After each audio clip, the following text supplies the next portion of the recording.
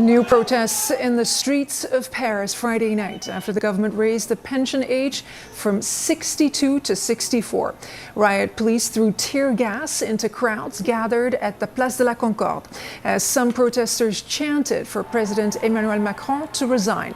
Friday night's skirmishes are the latest since he decided to push through the contested pension overhaul without a full parliamentary vote. Well, senior international correspondent Sam Kiley is in Paris with more.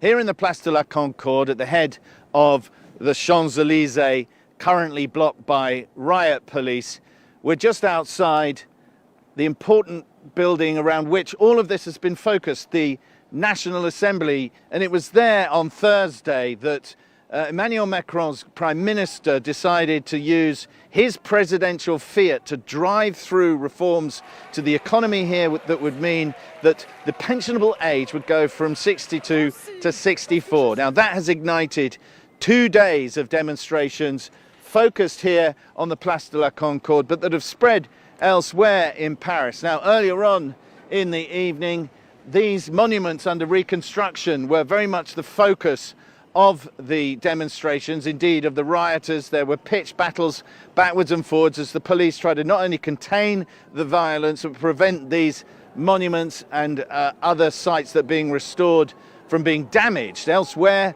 of course, there was a burning of cars on the previous day of rioting as the police managed to drive people away from this area, but they took the fight deeper into the city. Now, the local police have said that so far about a dozen, and that number is likely to be rising, people have been arrested, and about 4,000 people attended this rally. Rallies have also been conducted elsewhere in the country. There is a vote of no confidence scheduled for Monday against the government of Mr. Macron in the National Assembly. But even if that goes against him, it doesn't mean that he has to step down as a president.